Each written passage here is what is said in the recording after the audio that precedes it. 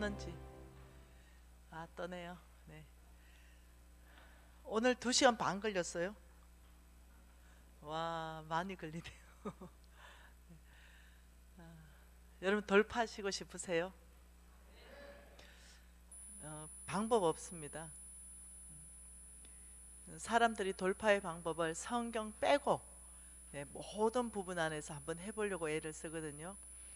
근데 딱 한 가지예요.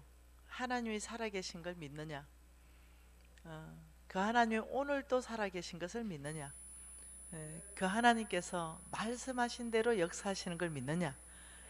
이 믿음 싸움입니다. 예수 믿는 거는요, 믿음 싸움이에요. 믿음이 저와 여러분을 돌파하게 할 줄 믿습니다. 성경 전체는 그렇게 말합니다.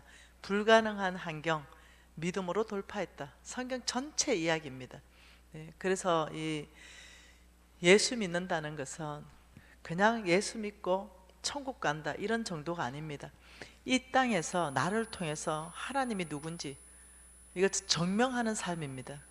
그게 믿음이에요. 믿음은 승리하고 돌파케 합니다. 너무 놀랍죠? 이게 믿음이라는 사실 자체가. 이거 뭐죠? 이거 왜 떴죠? 믿음은 이 공식을 풀 줄 알아야 됩니다. 내 능력을 넘어간다. 계란으로 바위를 깨트릴 수 있는 것, 이게 믿음이다. 아니면 저는 못 살아냈을 것 같아요.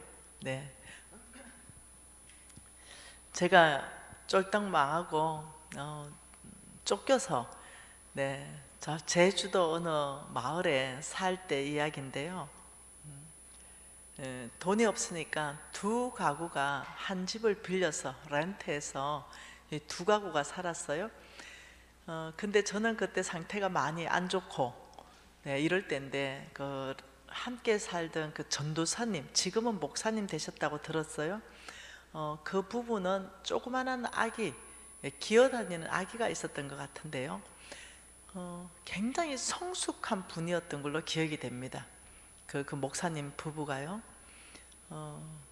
그리고 우리 신랑도 성숙했고 우리 아들도 성숙했고 그 공동체 중에 저 하나가 문제였던 것 같아요. 그런데 어느 날 이 아이의 우유가 없었어요. 그때 당시에 전도사님 부부하고 우리 신랑하고 우리 아들하고 다 모여서 이 아이의 우유가 없으니까 하나님께 예배하자. 이래서 제가 너무 황당했었어요. 애가 우유가 없는데 하나님께 예배를 왜 하지? 아빠가 책임감을 가지고 우유를 구해와야 되는 거 아닌가? 제가 그렇게 말했어요. 근데 그 부분은 선교사적 삶을 살기 위해서 하나님 앞에 믿음으로 사는 걸 훈련하고 있는 그런 부부였어요. 그러면서 이렇게 말했던 게 기억이 나요. 우리는 하나님 나라를 세우는데 모든 삶을 드릴 것입니다. 먼저 그 나라와 그 의를 구하면 먹을 것, 입을 것, 마실 것은 주께로부터 주어진다는 이 말씀, 마태복음 6장 24절 말씀을 굳게 믿습니다. 이때는 하나님을 예배할 때입니다. 제가 이때가 언제예요? 우유 없는 때예요. 당장 아이 우유 먹여야 돼요. 내일 아침부터. 그래서 제가 이때는 우유를 빌려올 때입니다. 이때는 하나님을 찬양할 때입니다. 이때가 하나님을 경험할 때입니다. 아니요, 이때는 부모의 역할을 다할 때입니다. 이렇게 이제 대치 상황이 됐었어요. 그때 그 사람들이 이제 기타를 가지고 나오더니 거실에서 하나님 당신은 전능하십니다. 하나님 당신은 이 아이에게 우유가 필요한 줄을 아시는 분이십니다. 선하신 하나님을 기대합니다. 뭐 이러면서 막 예배 드리는데 제가 이렇게 했어요. 뭐 광신자들인가? 저는 고신 4대 아닙니까? 뭐야, 이 무리들은 뭐지? 이러면서 전 예배 안 드리고 바깥에 나가버렸어요. 그리고 제가 밤하늘을 막 봤던 기억이 있어요. 이제 너무 오래돼서. 그러면서 막 하나님을 원망했던 기억이 있어요. 당신 뭡니까? 나는 내세 때문에 고생하는 거 알겠는데 아무리 봐도 저 거룩한 저 전도사님 저 가정은 아무리 봐도 선한 분인데 애 우유를 왜 안 줍니까? 이러면서 막 하나님한테 막 화를 냈던 그 기억이 있어요. 그런데 그 다음날 아침에 놀라운 일이 발생했어요. 네. 아니 우유가 한 병이 있는 거예요, 집 앞에. 깜짝 놀랐어요. 근데 내가 이제 아침 일찍 나가는데 누군가는 우유를 넣고 이렇게 가는 그런 자전거 타고 가는 사람이 있었어요. 그래서 제가 쫓아가서 그 사람을 잡았는데 그분이 제주도의 선월교회 목사님이셨어요. 목사님, 여기 우유 왜 놨어요? 이러니까 아이 놀래라 이러면서 건사님이 낙농업을 하시는데 매일 우유를 한 병씩 짜서 이제 새벽기도 오면서 담임 목사님한테 드린다는 거예요. 그래서 늘 받아 먹었던 우유인데 그날은 그 우유를 들고 집으로 가려고 하는데 하나님께서 그런 감동을 주셨다는 거죠. 이 우유를 미진이 집에 갖다 줘라. 이 감동을 받았다는 거죠. 그리고 그게 우유를 갖다 놓은 거예요. 와, 전 되게 황당하대요.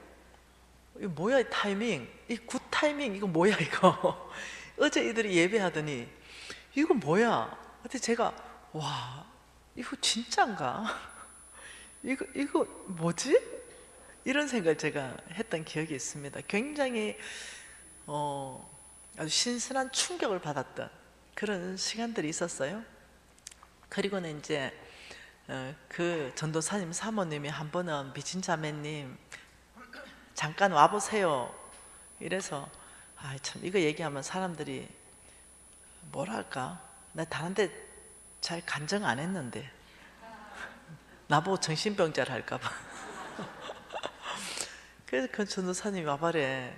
그 자매님이 왜 가니까 세탁기가 안 돌아간대요. 그래서 이게 심장이 멈췄대요. 심장 동력이 다 끝났대요. 왜냐하면 세탁기를 막 있잖아요, 막 너무 오래된 거 막 2만 원 3만 원짜리 하는 거 어디 가서 주우다가 쓰는 거기 때문에 이게 멈춰버린 거예요. 근데 뭐 아이들 빨래가 얼마나 많아야죠. 도저히 안 돌아간대. 그 미진 자매님이 세탁기에 손을 얹고 기도 좀 하재요. 그래서 내가 너무 황당해가지고 그 자매님 제가요 고심팝니다. 오직 말씀이 안 나온 건 안 믿어요. 세탁기에 손 얹고 기도했다는 말이 어디 있어요. 내가 이제 이러면서 하니까 성경 전체는 세탁기에 손 얹고 기도한 내용 아닙니까? 전능하신 하나님 심장 멈춘 죽은 나사로도 소생하지 않습니까? 이제 성경 보는 눈을 그렇게 볼 수도 있는구나 이러면서, 그래도 나는 이 세탁기에 손 얹고는 기도하는 믿음이 없었어요. 이러니까 잔소리하지 말고 손 좀 얹어서 기도 좀 하지. 그래서 내가 흥미로운 거예요. 아예 안 돌아가, 완전히 멈췄는데. 그래서 내가 미친 척하고 세탁기에 손 얹었습니다. 그리고 기도 안 했어요. 믿어서야 기도를 하죠. 네, 그게 이제 이 자매가 막 세탁기를 들고 흔들고 막 기도를 하고 와, 진짜 황당하더라. 나는 계속 보면서 황당하다. 야, 이거 미쳐가는 거 아닌가? 이거 막 광신자 아이가? 이러면서 이제 막 한참 기도하더니 이제 이 자매가 눈을 떴어요. 이제 세탁기로 돌려보자. 빨래를 가져오래. 그 빨래를 넣는데 세탁기가 돌아가는 거 아닙니까? 그래서 내가 이렇게 말했어요. 네가 기도할 때 너무 흔들어가지고 뭐가 떨어졌던 게 붙었나 보다. 내가. 그럼 몇 번 돌아가다가 안 돌아가야 되잖아요. 근데 그것이 몇 개월 동안 우리가 육지로 올라올 때까지 그 세탁기가 안 멈추는 거예요. 돌아가는 거예요. 그래서 내가 이 간증은 어디 가서 안 했어요. 왜냐하면 다른 모든 간증이 이상하게 들릴까 봐. 오늘 그냥 생각이 나네요. 네. 여러분, 근데 저 안에 캐션이 생겼어요. 캐션 뭐지? 네. 저 사람들은 어떻게 저렇게 살지? 나는 이렇게 살고. 그 사람들을 유심히 관찰하기 시작했어요. 함께 사는 사람들. 와, 제가 만난 사람들 중에 가장 성숙한 사람들이었던 것 같아요. 그 부부가 너무 귀한 사람이라는 생각을 지금도 제가 지워지지 않는 기억이에요. 와, 어떻게 저렇게 살까? 근데 그분들이 사는 게 너무 심플하고 너무 아름답게 보이더라고요. 나는 어쩌든지 내가 막 해보려고 애를 쓰는데 한 번은 쌀이 없었어요. 쌀이 하나도 없는데, 그래서 저는 뭐 제주도에는요 그 밭에 모든 농작물을 다 수확하지 않습니다. 참 성경적이에요. 네, 이 귤을 다 따지 않아요. 항상 귤 나무에 귤을 한 열댓 개를 남겨놔요. 그리고 밭에 무들을 남겨놔요. 무엇든지 다 거두지 않습니다. 이게 성경이잖아요. 하나님이 그렇게 하라 했잖아요. 밭에 모퉁이에 좀 남겨놔라고. 그래서 뭐 사는데 전혀 어렵지 않았어요. 왜냐하면 무도 파오고 뭐 배추도 가져오고 막 이러면서 막 없으면 거기 나가서 먹고, 네, 쌀이 없으면 무 그냥 또 막 먹고 그냥 쑥 그냥 먹고 이랬는데, 또 이 자매님이 쌀이 하나도 없다는 거예요. 그래가지고 내가 우리 신랑 보고 바닷가에서 고기 좀 잡아봐라. 쌀 대신에 고기 좀 먹게. 이래서 제가 직접 바닷가 나서 고동 같은 거 있잖아요. 그거 막 채취해가지고 막 이렇게 먹었거든요.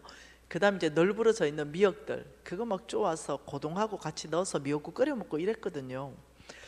그런데 쌀이 없다 이러더니 뭐 쌀 없어도 이렇게 먹었으니까 뭐 나는 이랬는데 기도 또 하재요. 그래서 내가 너무 어렵더라고요, 마음이. 그래서 이제 제가 몇 가지를 봤잖아요. 한번 해보시라고. 내가 점점 좋아지고 있는 그 상태가. 한번 해보시라고. 괜히 내가 신뢰가 가니까 한번 해보시라고. 같이 하재. 이 사모님이 내가 믿음 없는 걸 아시는 거죠. 미증자매 같이 하재. 우리 기도에 합심하는 기도에 응답할 거라고 같이 하재. 안 믿어지는데 저 사람 믿음 때문에 올 수도 있잖아요. 모르겠다, 나도 얻어먹어야 되니까 하고 이제 앉았어요. 그러니 간절하게 기도하더라고요. 하나님, 우리의 모든 상황 가운데 이 필요 가운데 응답하실 하나님을 찬양합니다. 살이 오지도 않았는데 벌써 응답 다 됐어. 여기는 기도가 나는 주시옵소서 이거였어요. 내 믿음은 아버지 주시옵소서. 근데 그 성숙한 사모님의 믿음은 아버지 응답하신 걸 감사합니다. 와, 그래서 내가 기도는 저래 하는구나. 와, 내 기도하고 내용이 다르네. 나는 뭐 주시옵소서, 뭐 주시옵소서, 뭐 주시옵소서인데 벌써 이 자매는 하나님 성품 가운데 응답하셔서 감사합니다. 우리 예수님처럼 기도해. 아버지, 나의 기도를 들으심을 감사합니다. 뭐 이렇게. 와, 그러면서 제가 이제 점점 이 성숙한 분들이 기도하는 것들을 옆에서 보게 돼요. 멋있다. 근데 저리 하니까 주시옵소서보다 훨씬 좋네. 그리고 내 혼자 이제 연습하기 시작했어요. 방에 들어가서. 나는 기도가 늘 주시옵소서니까 내 혼자 하나님 쌀을 주셔서 감사합니다. 와, 이게 좋은 것 같아요. 그러면서 이제 이러면서 여러분 진짜 거짓말 같지만 증거들이 있고 증인들이 다 있습니다. 놀랍죠? 그 다음날 쌀 한 가마니가 왔습니다. 쌀 한 가마니가. 그 어떻게 됐냐? 와, 놀랐어요. 그 형제의 아버지가 농사를 지었던가 봐요. 근데 농사를 지었고 붙였는데 여기서는 우리가 쌀이 없다 이 말을 아버지들한테 하나도 하지 않죠, 당연히. 그런데 붙였는데 그 시간이 쌀 기도한 시간하고 딱 맞게 도착을 한 거예요. 그래서 누가 보냈던 간에 와, 타이밍이 진짜 굿 타이밍이다. 와, 진짜 타이밍 기가 막힌다. 우연인가? 하나님이 지금 공급하시는 건가? 헷갈리기 시작했습니다. 저는 처음에는 무조건 아니다 하다가 야, 이거 하나님 공급하신 거 아니야? 이러면서 막 그 우유는 진짜 역동적이었어요. 이제 이러면서 점점점 함께 사는 거룩한 사람들 때문에 내가 옆에서 구경하게 됐어요. 하나님을 구경하게 됐어요. 이야, 이러다가 나도 좀 살아보고 싶다. 와, 나도 좀 하나님 경험해보고 싶다. 근데 이제 이런 생각이 들기 시작했어요. 그리고 우리 아들하고 저하고 이제 돈이 많은 생겼어요. 그래서 우리 아들 뭐 먹고 싶나니까 우리 아들이 뭐 파스타 있죠, 해물 스파게티, 그거 먹고 싶대요. 가자 유진아. 그때 내 기억으로는 한 8,000원 선, 8,500원 선이 했던 것 같아요. 그래서 그거 한 그릇 먹고도 우유를 한 병 살 수 있는 돈이니까 가자. 이래서 이제 해물 스파게티를 먹으려고 하는데 제 안에 제가 막 그라탕 먹고 싶은 생각이 막 확 올라오더라고요. 그래서 아들아, 엄마는 그라탕을 좀 시키면 좋겠다 이러니까 엄마 이 돈은 내 거예요. 저는 해물 스파게티 먹고 싶어요. 이 새끼만 거신 5대가 돼가지고 에베소서 말씀 기억해. 에베소서 내 부모를 공경하라. 약속 있는 첫 계명이니 네가 범사에 잘되고 네 오래 살고 싶나 이러면서 막 뭐라니까 애가 눈물 뚝뚝 흘리대. 엄마 해물 스파게티 먹고 이 새끼만 말씀 앞에도 항복 안 하고 있는 새끼만. 엄마 그라탕 드세요 이제 이래 됐어요. 그래가지고 아가씨 불러가지고 그라탕 주세요. 이제 이래서 이제 있는데 제 기억으로는 14번 테이블인가 뭐 이랬던 것 같은데, 네, 좀 있는데 해물 스파게티가요, 알죠? 쟁반 접시를 이만하게 나온 거, 그것도 막 4인분 이상 막 이래 나온 것 같아요. 예, 2인분이겠죠. 근데 내 눈에 그렇게 크게 보였겠죠. 아가씨 내가 해물 스파게티 시킨 게 아니고 제가 그라탕 한 접시 시키면서 둘이 먹은다고 양 많게 달라 했는데 어째 이게 해물 스파게티요 이러니까 또 이 아가씨 해물 스파게티 시켜놓고 그라탕 시켰다고 나한테 또 역정을 내시는 거예요. 제주도 아가씨 알죠? 뻑뻑한 거. 그 내가 아니라고, 나 그라탕 시켰다고. 또 내가 또 물러설 사람이 아니에요. 네, 우리 성질 또 있는 사람이죠. 그래서 둘이 붙어버렸어요. 그게 이 아가씨가 기다려봐라고 내 주방에 이제 확인하러 가자 이러면 확인하니까 그라탕이 주문됐어요.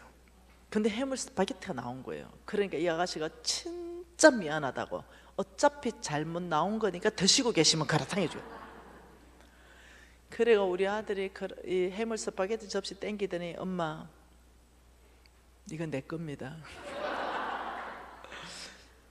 여러분 시간이 지나서 희한한 일이잖아요. 정말 희한한 일이잖아요. 이건 뭐지? 이거 뭐 한 번도 경험해 보지 못한 이런 것들이, 나는 막 제 이 좌우명이 펌생펌사입니다. 폼나게 살고 막 폼나게 죽고 싶다 막, 이게 제 좌우명이거든요. 그래서 내가 하나님한테, 하나님 저는 얼굴 이쁠 때 데리고 가주세요 막. 저 막 140일에 살고 싶지 않아요. 얼굴이 안 찌그러질 때 95살쯤. 네. 와, 그러니까 그렇게 사는 거, 하나님을 그렇게 의지하고 하나님 정말 살아서 내 삶 가운데 개입하신다는 건 생각을 못 해본 거예요. 그냥 내가 열심히 돈 벌어서 하나님을 도와드릴게 내가. 나는 나의 신앙은 어떤 거였냐면, 아버지 나 한번 축복해 보세요. 나 멋지게 한번 돈 벌어서 하나님 도와줄게. 상부상조 상생합시다. 하나님 나 축복하고 나 헌금 빡상하게 하고, 이런 거였거든요. 그런데 저 사람들은 왜 저렇게 살지? 이런 걸 이제 한 지붕 두 가족이 살면서 그 거룩한 사람들의 삶을 보게 된 거예요. 와, 저렇게 사는 사람도 있네. 그 사람들이 하나님을 날마다 섬기고 어떻게 하나님을 경험하는지 옆에서 다 보게 된 거예요. 이제 그러면서 나 혼자 집에 가서 방에 들어가서, 와, 나하고 저 사람은 왜 다르지? 나도 경험해보고 싶다. 하나님이 진짜 나한테도 주실까? 뭐 이런 생각이 이제 올라오기 시작했던 거예요. 그런데 그때 터진 게 이제 해물 스파게티와 그라탕 사건이 터진 거예요. 그러니 내 안에 캐션이 생긴 거예요. 와, 이거 진짜 하나님 진짜 살아계셔서 막 나한테 막 역사하시는 거 아니야? 이거 혹시 하나님 계획 안에 들어가 있는 거 아니야? 갑자기 이런 생각이 막 돌아가기 시작했어요. 여러분, 어떤 터닝 포인트점에 있었어요. 제가 그러면서 제가 이제 지금 보다시피 일이 바뀌었습니다. 하나님을 의지하고 정말 하나님이 살아계신 것, 이거 제가 이제 알게 되었습니다. 히브리서 말씀입니다. 히브리서 6장입니다. 11장입니다. 히브리서 11장 5절과 6절 말씀 되겠습니다.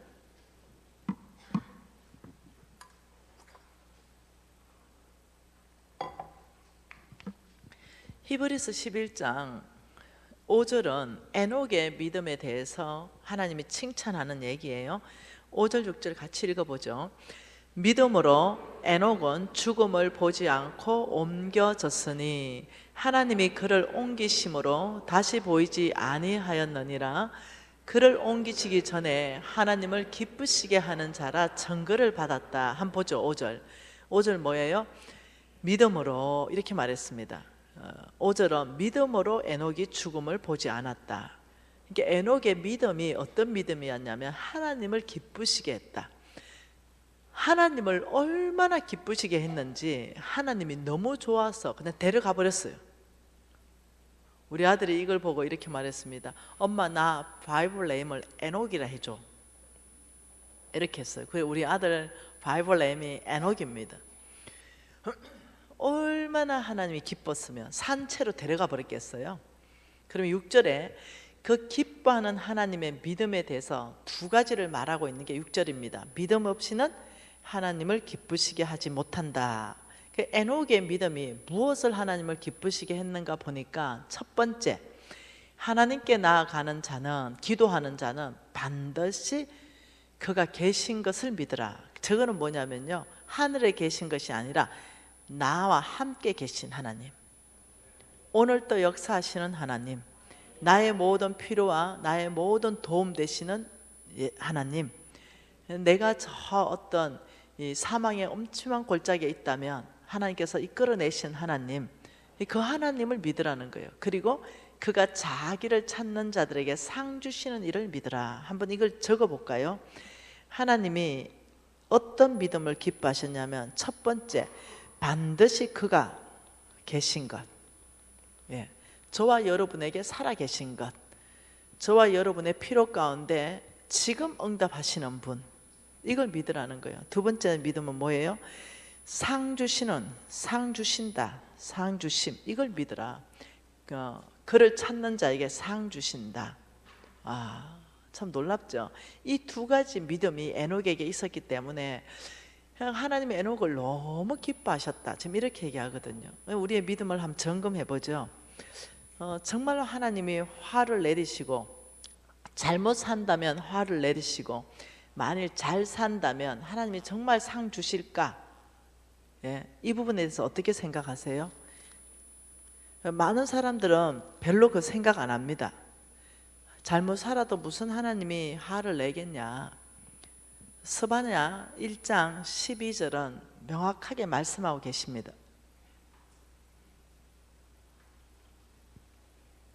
스바냐 1장 12절 같이 한번 읽어볼까요?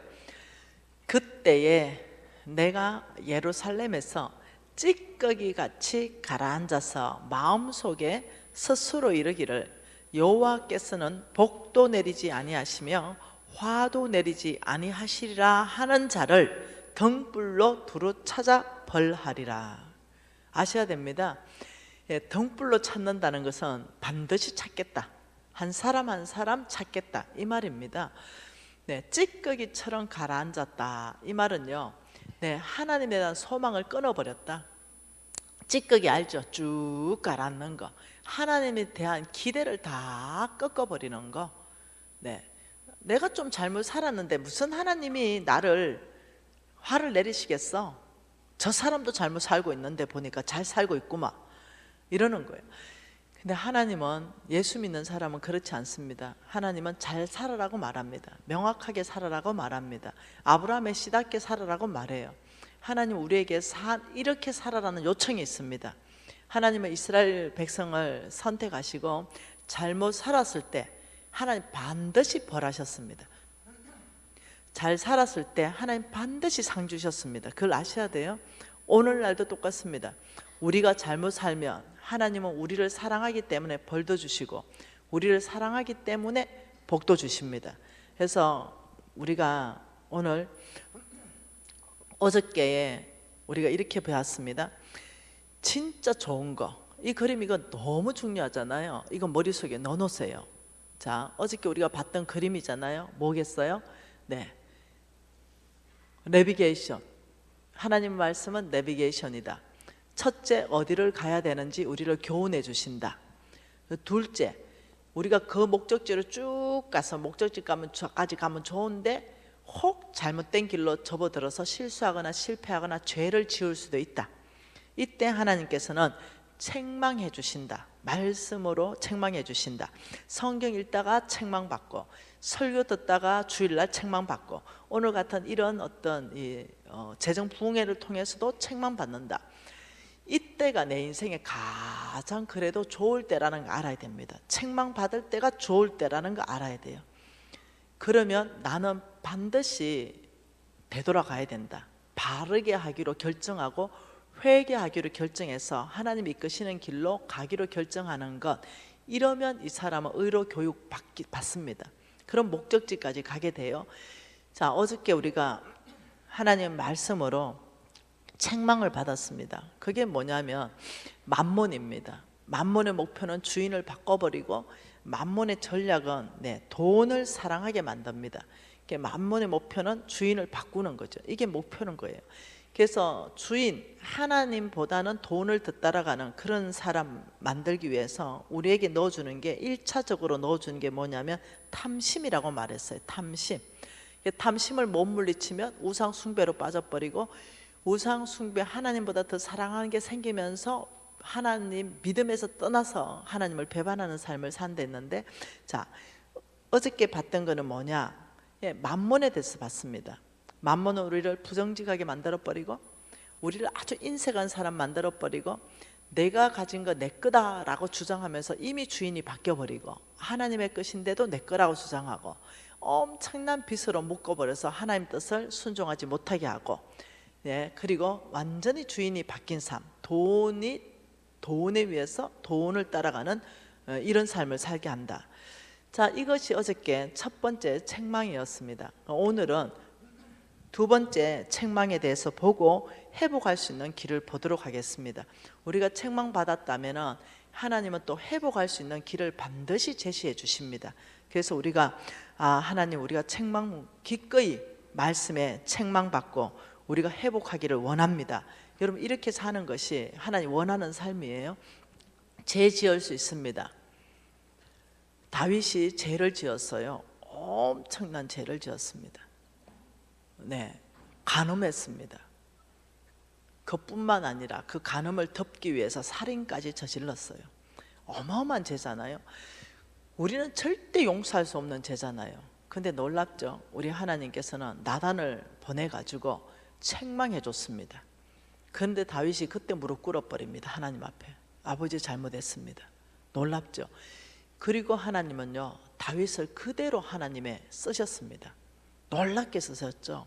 여러분, 똑같은 사람이 있었어요. 다윗과 같은 그런 죄를 똑같이 진 사람이 있죠. 뭐겠어요? 창세기 49장, 야곱의 첫째 아들 루벤이죠. 창세기 49장 5절 3절에 보면, 루벤아, 너는 내 장자요, 내 능력이요, 내 기력의 시작이라. 위풍이 월등하고 권능이 탁월하다마는 너는 물이 끓은 같았다. 그 성적인 욕정이 물이 끓었다. 여러분, 냄비에 물 끓여 보면 얇은 냄비가 우르르 끓어서 다 넘쳐버리는 거 경험 있잖아요. 이 성욕을 절제하지 못해서 이게 다 넘쳐버렸어요. 그래서 아버지의 여자를 건들게 되었죠. 그러면서 어떻게 됐어요? 회개하지 않았습니다. 그래서 어떠냐? 이 루벤이 탁월한 사람이었거든요. 장자이죠. 능력, 그 기력의 시작, 위풍이 월등하고 권능이 탁월하다. 아주 막 몸짱에 을짱에 어마어마하게 멋있는 남자. 그런데 하나님은 외모를 보지 않고 이 루벤을 이 라인에서 제거합니다. 이 라인에서, 이 황금색 세모 라인에서 제거합니다. 루벤은 어디에 속합니까? 저 검은색에 속합니다. 그러니 루벤과 다윗의 어떤 차이냐면 죄는 똑같이 졌습니다. 그러나 루벤은 회개하지 않고 다윗은 철저하게 회개했다는 거예요. 여러분, 죄 문제를 얘기하는 게 아니야. 하나님은 실수할 수 있고 죄를 지을 수 있는 가능성은 여기 있는 모든 사람, 저를 포함, 목사님들 전체 다 포함, 몽땅이 다 있다는 거예요. 이 죄를 지었을 때 해결하는 방법을 하나님이 제시해 준 거예요. 그것이 뭐였어요? 네, 성경 말씀을 통해서 돌이킬 수 있는 이 그림 기억하세요. 절대로 잃어버리지 마세요. 돌이킬 수 있는 것, 책망받았을 때 적시로 하나님 앞에 무릎 꿇고 돌이키면 하나님 이렇게 말합니다. 네 죄가 주홍 같아 할지라도 흰 눈보다 희게 하리라. 형제들이 특히 이런 죄를 많이 져요. 돌이키셔야 됩니다. 그래야 하나님의 이 패밀리 안에, 톨레도 안에, 네, 이 황금색 계보 안에 여기서 쓰임 받을 수 있습니다. 이거 돌이키지 않으면 루벤처럼 이 검은색에 여기에 속해져요. 죄는 다윗과 루벤이 똑같이 졌는데 다윗은 구원받고 루벤은 탈락하는 거예요. 그래서 이 부분에 대해서 하나님이 여러분 심정 안에 책망하시거든. 아, 지금이 그래도 내가 돌이킬 때구나. 지금이 그래도 하나님께서 나를 악한 대로 내버려 두지 않고 나를 바른 길로 인도하시는 지금 중이시구나. 이걸 여러분 지금 깨달아야 돼요. 이 죄에 너무 오랫동안 있으면 습관화가 돼버립니다. 자동적으로 죄에 끌려가는 사람 돼요. 그러니 이번 부흥 집회를 통해서 혹시 이것이 나한테 찔림이 되는 사람이 있걸랑 이번에 목숨 거세요. 그 죄 부분을 해결하기로 목숨을 거세요. 그러면 하나님께서는 인도하십니다. 그 죄가 끊어질 수 있도록 도와주십니다. 여러분, 이제 두 번째, 우리가 하나님 앞에 책망받고 그 다음에 해결할 수 있는 방법을 또 우리가 제시를 하는 거예요. 첫 번째, 우리는 만몬 덩어리였습니다. 아, 정말로 이 심각한 사람이라는 걸 알았죠. 두 번째는 하나님의 나라에는요 4가지 스타일의 사람이 있습니다. 성부, 하나님이 만들어가는 거룩한 부자. 내 하나님 여호와를 기억하라. 그가 내게 재물 얻을 능력을 주셨음이라. 이같이 하시면 내 조상들하고 맹세하신 언약을 내가 오늘과 같이 이루기 위해서다. 내 조상들하고 맹세하신 언약이 아브라함의 씨에 대한 명세예요. 그래서 아브라함의 씨를 통해서 뭐 하신다고요? 첫 번째, 대적의 성문을 치한다. 두 번째, 천하 만민이 나 때문에 복 받는다. 하나님 이것 때문에 필요한 모든 거 주신다. 제가 상태를 말했잖아요. 네, 얼마나 제가 이 상태가 안 좋은 사람인지 얘기 다 해줬어요. 제가 망할 때 믿음도 하나도 없는 사람이고, 와, 저 사람 저렇게 사네. 한 번도 하나님을 그런 거 경험해보지 못하고 이렇게 살았던 사람이라 했어요. 근데 아브라함의 씨라는 것을 딱 깨닫는 순간 달라져 버렸어요. 완전히 태조 왕건처럼. 알죠? 하전민의 아들로 살던 태조 왕건이 어느 날 자기의 이 어떤 족보를 알았죠. 자기 족보는 왕의 아들이었던 거예요. 전쟁통에 그 아이를 던져서 유모가 받다가 이 손가락 하나가 찔른 거죠. 그래서 눈 한쪽이 파괴됐어요. 그래서 이 태조 왕건이 그 산속 깊이 하전면의 아들로 살고 막 하도 말썽 꾸러기고 공부는 안 하고 하니까 그 엄마가 무릎 꿇었죠. 어느 날, 당신은 나의 아들이 아닙니다. 당신은 어느 왕의 나라를 세워야 되는 그런 이 왕자입니다 하고 쭉 얘기해줬죠. 그때부터 태조 왕건이 바뀌어버렸어요. 그리고 나라를 세웁니다. 그렇듯이 내 출생 비밀을 안다는 것은요 동력을 제공합니다. 내 출생 비밀을 심장으로 진짜 깨닫는다면요 완전히 다른 삶을 삽니다. 제가 그랬습니다. 제가 아브라함의 씨라는 것을 명확하게 이해하고 난 다음에 죄송해요, 우리 아버지는 날 도와줄 수 없어요. 이미 소천하셨기 때문에. 우리 엄마는 가난합니다. 날 도와줄 수 없어요.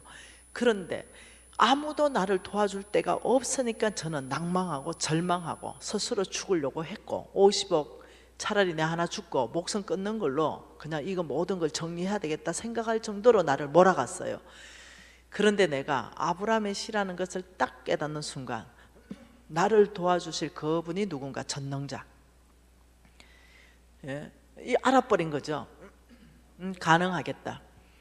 재물 얻을 능력을 주님이 나한테 준다면 이거 가능하다. 이 게임은 한번 해볼 게임이다. 내가 천하 만민에게 복 주기 위해서, 내가 대적의 성문을 깨트리기 위해서 하나님이 나한테 능력 주거나 하나님께서 하나님의 지혜를 나한테 주거나 하나님이 나에게 은사를 주거나 아 이거 한번 게임 해볼 만하다 이러면서 주님한테 주님 저의 이후의 모든 삶은 주를 위해 살겠습니다. 저 몽땅 아버지 제 시간, 제 재정, 저의 건강 몽땅 하나님께 다 바치겠습니다. 아버지 저 한번 믿어봐 주세요. 이러면서 저는 하나님과의 약속을 지키기 위해서 지금도 치열하게 싸우고 있습니다. 네. 어느 날이었죠. 네. 뭔가를 제가 대직의 성문을 깨트리는데 이 사람 안에 어둠이 꽉 차 있는 게 보이는데 이 사람이 어둠에 꽉 잡혀 있는 게 보이는데 그래서 이 사람이 지금 아픈 게 보이는데 이걸 기도해서 저 어둠만 몰아낼 수 있다면 이 사람이 병에서부터 완전 자유케 여러분이 이 어둠이 그 병을 잡고 있는 게 있고요. 네, 실질적으로 그냥 내가 잘못 먹고 막 이렇게 해서 그냥 병이 생긴 것도 있어요. 근데 어느 사람이 나한테 딱 왔는데 어둠이 그 사람을 잡고 있는 게 보이는 거예요. 그래서 이 어둠만 내가 쫓아낼 수 있다면 이 사람은 이 병으로부터 완전한 자유함을 얻는데 아버지 지금 저 사람에게 구원이 임할 수 있는데 아버지가 누군지 보여줄 수 있는데 아버지 대적의 성문이 깨질 수 있는데 어둠이 더 이상 저 사람을 장악하지 못할 수 있는데 아버지 제가 능력이 없습니다. 아버지 저를 통해서 일해 주시면 안 됩니까? 아버지 저는 손을 뻗치지만 함께 역사하시는 분은 주님이라고 성경이 말하고 계시니 저는 믿음으로 손을 뻗치겠습니다. 아버지 함께 역사하셔서 저 어둠을 물리치고 자유케 해주십시오. 간절한 마음이 나한테 올라왔습니다. 그리고 저는 믿음으로 저는 아무 능력이 없습니다. 지금도 없습니다. 앞으로도 없어요. 제가 무슨 능력이 있습니까? 단지 내가 믿음으로 손을 뻗칠 때 함께 역사하시는 그 성령 하나님께서 능력으로 드러나시는 거죠. 그래서 손을 뻗쳤는데 그 순간 어둠이 떠나가면서 그 병이 완전히 자유케 돼버렸습니다. 그 사람 병은 병원에서 못 고친다 그랬거든요. 그걸 경험하고 내가 놀랐어요. 아시죠? 진짜 되네. 네, 이게 첫 번째 일입니다. 어머 놀래라. 그런데 이상한 일이 일어나기 시작했습니다. 우리 이제 왕의 재정학교, 뭐 셰마 말씀학교 막 이런 일이 있으면은 이제 한 간사들하고 키즈 학생들하고 한 700명 정도가 함께 예배를 드립니다. 예배를 이제 한 4, 50분간 이래 드리는데 어느 날 제가 기억나는 것은 성령 축제, 성령 세미나를 하고 있을 때였는데 하나님께서 오늘 불치병을 고치겠다 이렇게 선포할 것에 대한 부담감을 너무 크게 주셨습니다. 그래서 예배하는 중에 제가 마이크를 들고 오늘 여러분 중에 불치병이 있습니까? 그러면 하나님이 고칠 수 있도록 믿음으로 반응하십시오. 이제 이렇게 했어요. 근데 그때 우리 교회의 근사님 남편, 그 남편 이름이 김성의입니다. 김성의 그분이 교회를 열심히 다니지 않을 때였습니다. 그냥 교회를 안 다녔다고 하는 것이 더 표현이 맞아요. 우리 교회 근사님 남편이 그 소그룹을 하고 있었던 그 소그룹의 조언이 귀가 안 들리는 사람이었고 보청기를 쓴다 하더라도 이게 개미 말처럼 밖에 안 들려서 이게 이제 어려움을 겪었습니다. 근데 이 사람이 안 들리는 거죠, 귀가. 근데 이 사람이 이제 저 김미진이 뭐라 하는지 이제 얘기해서 보니까 불치병을 하나님이 고친다라고 말한다, 믿음으로 반응하라고 얘기한다 이러니까 이 친구가 그 순간에 보청기를 양쪽을 다 빼버립니다. 그리고 앞으로 쫓아나옵니다. 아버지 오늘 축복 가서 고칠 사람은 접니다. 이러고 이 친구 귀가 열려버렸어요. 그러니 그 자리 현장에 있었던 그 김성희 형제님이 너무 충격받은 거죠. 그리고 그 형제가 우리 교회에 등록해서 예수를 얼마나 잘 믿는지 몰라요. 지금 거의 성경을 30독을 더 읽었어요. 왜냐하면 그 현장에 있었거든요. 여러분 이런 일이 이제 다반사로 일어나기 시작했어요. 머리끝에서 발끝까지 전체 암이 퍼진 사람이 순식간에 그게 자유케 돼버린다든가 이런 일들이 이제 다반사로 이제 일어나기 시작해서 제가 뭐 병 고친다 이거는 성경 안에 있는 일이니까 어떤 뭐 크게 놀랄 일도 아니잖아요. 근데 어느 날 제가 암에 걸리게 되었습니다. 그래서 제가 주님 앞에 주님 데려가시려면은 품위 있게 제가 너무 고통스럽지 않게끔 데려가 주시고 아버지 사명 남았으면은 병을 고쳐 주십시오. 제가 병든 채로 하나님 사명 감당하는 것은 제 스스로가 뽐이 빠집니다. 주님 아시죠? 제 폼생폼사인 거. 이러면서 주님한테 기도했습니다. 근데 이 암이 어디에 발생했냐면 심장과 폐 사이에 발생한 암, 대장암, 췌장암보다도 생존율이 더 낮은 암. 우리나라의 연예인이 그걸로 죽은 그 암 이름 잊어버렸네. 그 암인데 못 살아요. 병원에서 나한테 저는요 강신자가 아니에요. 제가 고신이라 얘기했죠. 철저한 믿음의 기반, 말씀 기반이 아니면 저는 믿지도 않습니다. 저는 의사가 병을 고치는 거 성경적이라 봅니다. 저는 약이 병을 고치는 거 굉장히 성경적이라 봅니다. 왜냐하면 성경 안에서부터 이파리가 치료약이 된다고 했기 때문에 하나님이 초자연적으로 고치는 것도 성경적이라고 생각합니다. 약으로 고칠 수 있으면 약 고치고요, 수술해서 고칠 수 있으면 수술해서 고치는 겁니다. 의사가 다 수술하지만 세포가 붙는 건 하나님의 영역이에요. 그래서 저는 초자연적으로도 고치려면 고친다고 생각해요. 그래서 주님, 의사가 지금 이 암은 수술도 안 되고 못 고친다 하니 하나님께 기회가 있습니다. 저를 고쳐주셔서 사역자로 써주십시오. 이제 이러고 있었어요.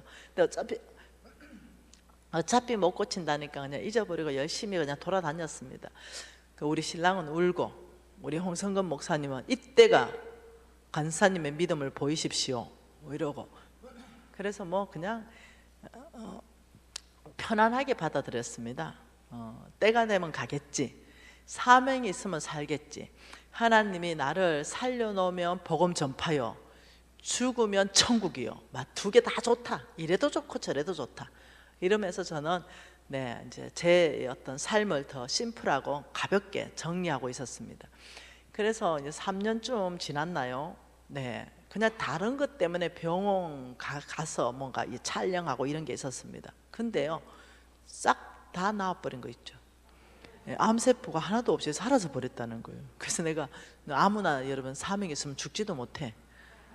그래서 아셔야 됩니다. 사명자는 죽지 않는다. 사명이 끝나야 죽는다. 그래서 여러분 이 실화를 얘기하는 거예요. 이것뿐만 아닙니다. 무정자증이 애를 낳는 사실. 한 번은 하나님께서 하늘의 태의 문을 열 테니 믿음으로 반응하라 이래가지고 저는 어려운 것만 왜 하나님 나한테 다 시킵니까? 어쩔 수 없이 여러분 700명 있는 데서 여러분 오늘은 하나님께서 하늘의 태의 문을 열고 잉태치 생산치 못하는 사람의 태의 문을 연다니까 여러분 믿음으로 받으십시오 이랬어요. 근데 그때 몇 커플이 받은 거예요. 막 결혼하고 이게 20년 되고 15년 됐는데 애가 없는데 아유 그냥 쌍둥이 낳고 애 낳고 이래가 한 상은 우리 교회에 등록했습니다. 그리고 또 이 병원에서는 무정자증이라고 나왔는데요, 임신해서 애를 낳았는데 지금 우리 교회 다닙니다.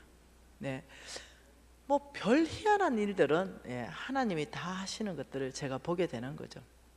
그러니 여러분 이거예요. 아브라함의 씨에게 주시는 축복이 재물뿐만 아니라 그 이상의 것들을 줘서 뭐요? 사람들을 자유케 하고 사람들을 풀어주고 그 사람들을 빌드업시켜주고 하나님께 이끌어가고 이러기 위해서 필요한 모든 것을 풀어주는 게 복이라는 단어 안에 다 있다는 거예요. 그래서 저는 여러분들이 이 아브라함의 씨로 살기로 도전합니다. 한 번은 그 케냐 갔거든요. 아프리카 케냐. 그 사진 봤잖아, 그죠?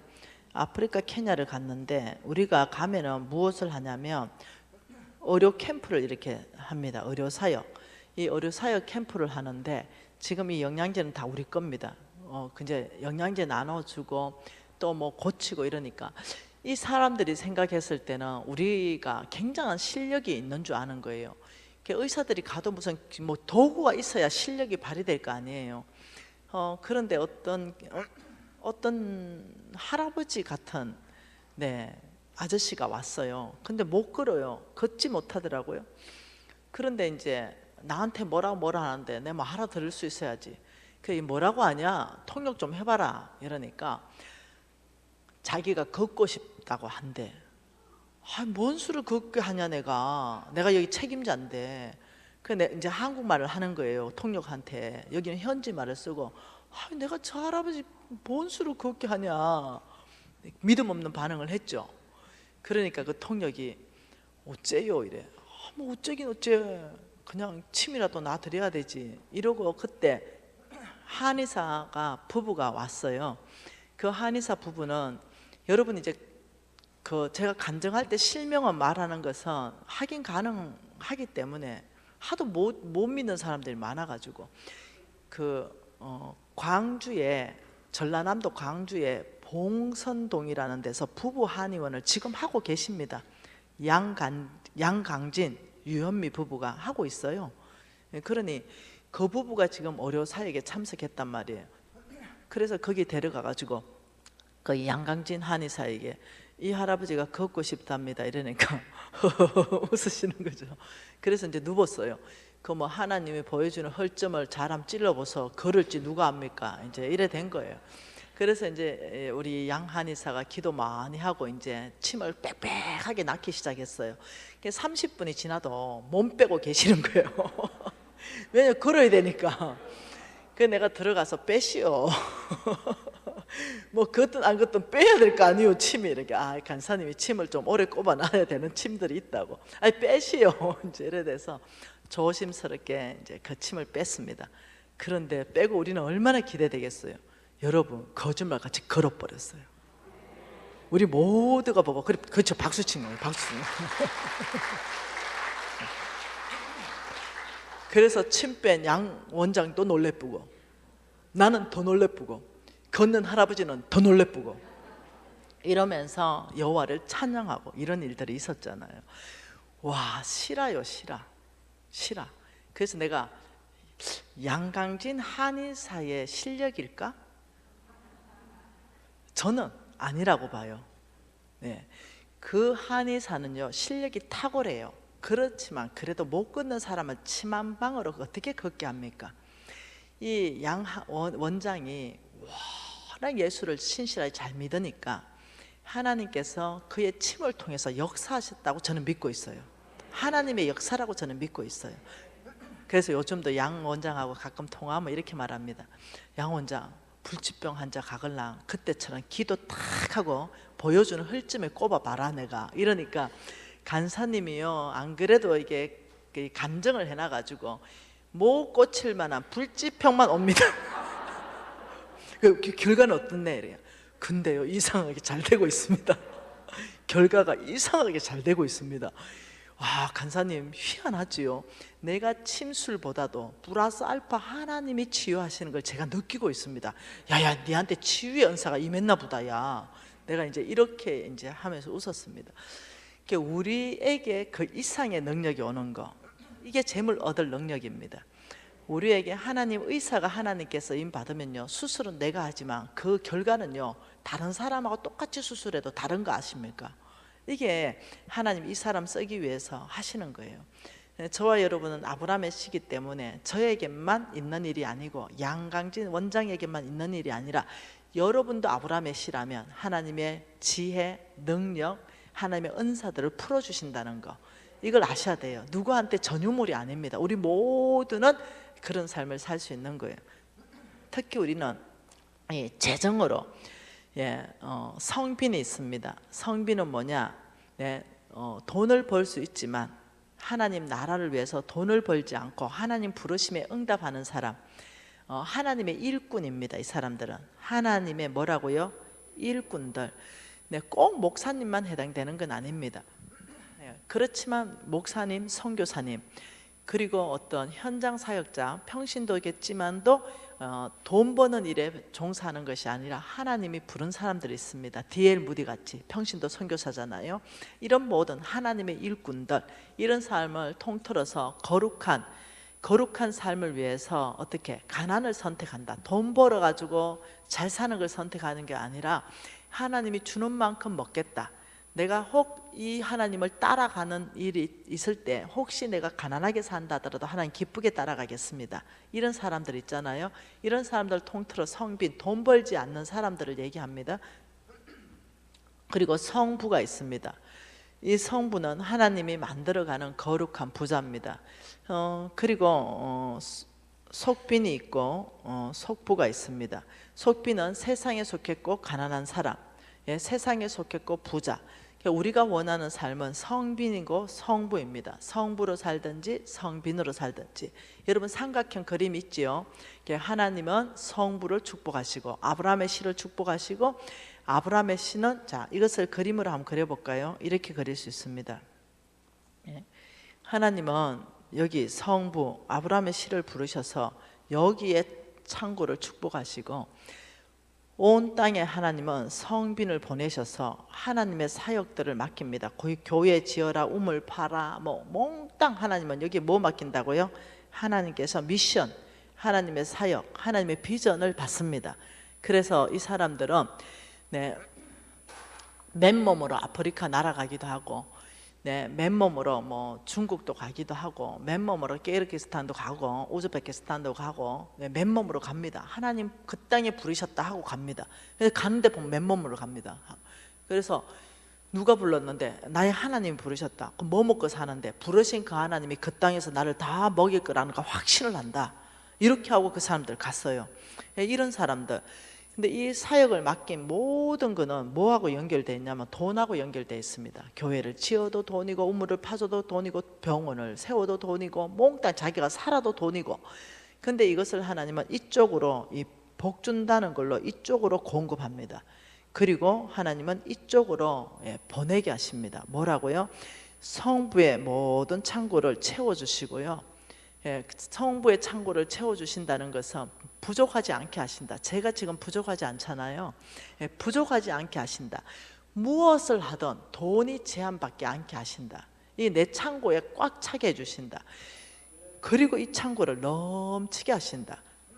그러면 이 넘치는 걸 가지고 우리 하나님은 이 넘치는 걸 가지고 성빈을 주게 만드십니다.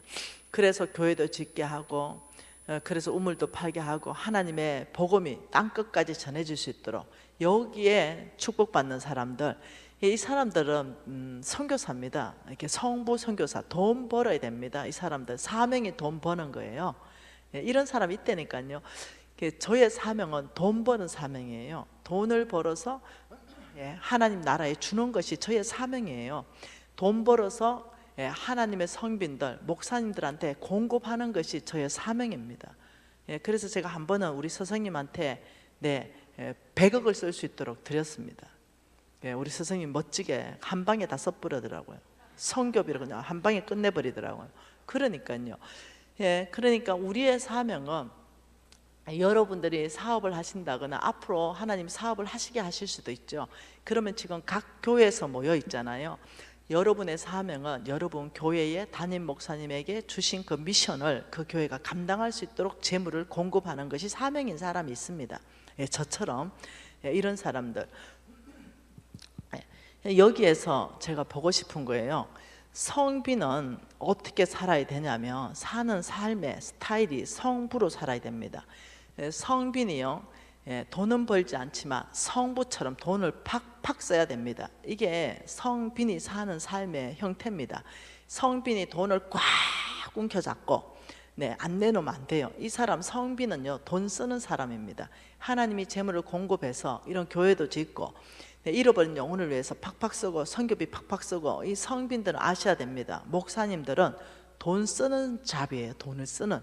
근데 교회에서 자금을 묶어버리고 목사님한테 돈을 못 쓰게 하면은 선교가 안 돼요. 그래서 아셔야 됩니다. 이제는 교회도 알아들어야 돼요. 그렇다고 빚을 내서 쓰라는 건 아닙니다. 빚진 자는 체주의 종이 되기 때문에 빚을 내서 팍팍 쓰라는 것이 아니라 교회 안에 있는 재정을 가지고 하나님 뜻대로 막 팍팍 집행해야 됩니다. 하나님 뜻대로. 물론요, 교회가 동의하고 당회가 동의해야 되는데 당회가 그 돈을 꽉 잡고 못 쓰게 하면 안 된다는 거예요. 한 번은 제가 미국에 집회를 갔는데 오래 미국에서 가장 오래된 교회라고 제가 소개 들었어요. 그 지역에서 우리 홍성근 목사님하고 집회를 같이 갔습니다. 그런데 이 계단을 올라오는데 삐그덕 해가지고 내 발 빠지는 줄 알았어요. 곳곳에 물이 새요. 그래서 내가 장로님 다 모여라. 모였어요. 장로님, 이 교회가 지금 이게 뭡니까? 지금 이게 지금 다 이게 빠지는데 지금 여기 지금 비가 새는데 교회를 왜 이렇게 해놓냐고. 교회 돈이 없냐고. 제가 다 알았거든요. 돈 많은 거. 아니 돈이 많은데 왜 이거 안 고치냐고. 이랬더니 장로님들이 아이고 참 간사님 속 모르는 소리를 하네. 간사님 우리가 이민 와가지고 한국에서 교수하고 잘 나가다가 여기 와가 뭐 했는지 아냐. 슈퍼마켓 했다. 그리고 남해 이거 뭐죠 이거 세탁소 했다. 그러면서 돈을 어떻게 모아가지고 허리띠 쫄라면서 이 교회를 세운지 아냐. 당신이 알기나 하냐. 우리의 피눈물이 쏟아가지고 세워진 교회다. 당신이 알고 지금 이 말 하냐면서 나한테 막 뭐라 하는 거예요. 그래서 어째 됐다고요 내가. 이러니까 이 피눈물을 흘린 돈이기 때문에 교회 돈이 몇십억이 있는데도 못 써. 절대로 쓰면 안 돼. 근데 그 교회는 장자교회거든요. 그 교회는요 그 이웃에 있는 그 어려운 한인 교회들을 다 도와줘야 돼요. 그리고 교회가 설 수 있도록 도와주고 그 굶고 있는 목사들 또 먹여주고 이래 해줘가지고 도와줘야 되는 장자교회는 장자교회에서 할 일을 역할을 하기 위해서 하나님이 사람 보내주고 재물 보내주거든요. 그래가지고 제가 또 까칠하잖아요. 또 까칠하게 대했어요. 장로님들 재정 부흥회 끝나고 한번 봅시다. 이제 이렇게 하고 재정 부흥회 끝났어요. 장로님 또 보재. 왜요? 이러니까 선물 사주겠대. 그래가지고 내 선물 사주지 말고 돈이나 팍팍 쓰라 이러니까 장로님들이 우리 다 회개하고 돈 풀기로 했대. 교회 싹 고치고 우리 담임 목사님이 선교하기 위해서 돈 팍팍 우리가 쓰기로. 우리 진짜 우리 몰라서 그랬다. 교회가 돈을 이렇게 딱 잡으면 안 됩니다. 뭐 목적이 있어서 돈을 모아야 되면 모아야 되죠. 어떤 목적을 가지고. 그렇지만 목적도 없이 돈을 쓰지 못하라고 꽉 잡는 건 주의 뜻이 아닙니다. 그래서 교회는 어떤 곳이다? 성빈들은 누구다? 돈을 쓰는 사람들이다. 아셔야 됩니다. 성빈들이 손이 쪼맨해 빠져가지고 덜덜덜덜 떨면 그 돈 안 나와요. 성빈들이 손이 팍 커가지고 팍팍. 우리 NCMN에 들어놓은 거의 모든 헌금을요 전 세계에 다 보냅니다. 우리 NCM에서 선교사 안 보냈어요. 타 단체 타 교회에서 선교사 보내놨는데 그 사역비가 없다는 거예요. 그래서 우리 NCMN이 그 다 대준 거예요. 뭐 교회 짓는다면 교회 지어주고요, 학교 짓는다면 학교 지어주고요, 병원 짓는다면 병원 지어주고요. NCMN에서 사역비 없다 그러면 사역비 주고요. 또 매달 200만 원씩, 250만 원씩, 150만 원씩 그 아이들을 지원하면 과원하면 그 지원금 다 주고 있고요. 실제로 그렇게 하고 있어요. 왜요? 어느 교단에서 보내는 게 뭐 그래 중요합니까? 어느 교회에서 보내는 게 뭐 그래 중요해요? 연합에서 함께 하나님 나라만 이루어지면 되죠. NCMN에 파송한 게 뭐 그래 중요합니까? 남의 교회에서 파송해 놓은 거 그 사람 거기서 그 사역 하면은 하나님 나라지요. 그래서 NCMN에 우리 간사들은 다 합니다. 왜냐? 우리가 돈 쓴 거를 1년에 한 번씩 100% 오픈하기 때문에.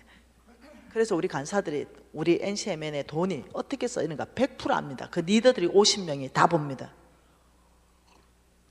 그렇기 때문에 우리 NCMN 단체는 성빈들에게 돈을 줘서 그 미션, 하나님께로 받은 그 사명을 감당하게 하기 위해서 저희들은 그렇게 하고 있습니다.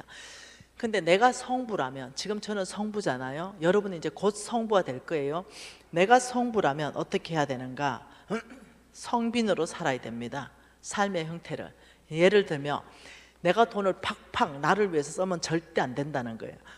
나는 성빈들한테 공급하는 공급책입니다. 공급책. 나를 위해서는 성빈처럼, 돈 없는 사람처럼 제한해서 써야만이 타락하지 않습니다. 만몬에 잡혀가지 않아요. 만몬은 끊임없이 우리한테 편히 더 좋은 거, 더 큰 거, 더 막 쌓고 또 쌓고 또 쌓고 이런 식으로 끌어가거든요. 탐심을 집어넣어 주기 때문에 내가 성부로 도전한다면 여러분이 결정해야 돼요. 하나님께서 재물 얻을 능력을 주셔서 재물이 많다면 나는 요만큼만 가지고 살고 나머지는 진짜 다 흘러보내야 되구나. 이것이 사명입니다. 저는 그래서 하나님 앞에 결정한 게 2천만 원입니다. 아버지 저를 위해서, 미래를 위해서, 또 제 주변에 또 동력자들을 위해서 저에게 2천만 원은 쓰겠습니다. 그 외에는 하나님 나라에 보내겠습니다. 이렇게 제가 결단을 한 거예요. 그래서 저는 2천만 원 이상 안 씁니다. 쓸 수 있으나 안 씁니다. 네, 그렇게 해서 다른 사람들이 쓸 수 있도록 그렇게 하는 게 제 사명입니다. 여러분 이제 그러면 준비됐죠? 여기 계신 목사님들도 준비하세요. 돈을 써야 돼요. 네, 손이 쪼만하면 쪼만하게 옵니다. 예, 손이 요만큼이면 돈 요만큼 옵니다. 근데 손을 넓게 피면 넓게 재물이 옵니다. 뭐 그릇대로 하십시오. 예. 그래서 여기서 우리는 하나님이 성부들에게 명령하신 거 한 번 더 기억하시다. 너 돈 많을 거다 앞으로. 왜냐? 재물 얻을 능력 통로를 열어주니까 교만하지 마라. 너 돈에 소망 두지 마라. 너한테 정해져 있지 않다. 오직 소망을, 모든 것을 호의 주사 누리게 하시는 하나님께 소망을 두라. 너 재물 있으면 그거가 선을 행해야 된다. 그걸로 선한 삶 만회해야 된다. 너는 그걸로 나누는 삶 살아야 된다. 너는 너그러운 자가 돼야 된다. 이게 성부의 조건입니다. 자, 여러분 겸손한 사람, 소망이 돈이 아니라 하나님께 소망이 있는 사람, 예, 그리고 내 내면은 넉넉한 사람, 너그러운 사람 되어서 예, 행동은 선을 행하고 선한 삶 만회하고 나누는 삶을 사는 거. 여러분 이렇게 하면 저와 여러분은 하나님께서 옳다라고 인정하고 우리를 기뻐하시는 줄 믿습니다. 이게 준비됐으면 우리는 또 하나님 앞에, 어제는 만몬으로 책망을 받았다면 오늘 속부로서 책망받고 해결할 수 있는 방법을 하나님께 또 지혜를 얻기를 원합니다. 누가복음 12장입니다. 누가복음 12장입니다. 누가복음 12장 15절입니다. 한 절 같이 읽습니다. 그들에게 이르시되 삼가 모든 탐심을 물리치라. 사람의 생명이 그 소유에 넉넉한 데 있지 아니하니라 하시고, 자, 탐심을 물리치라 그랬어요. 그리고 못 물리친 사람에 대해서 16절부터 쭉 나오게 됩니다.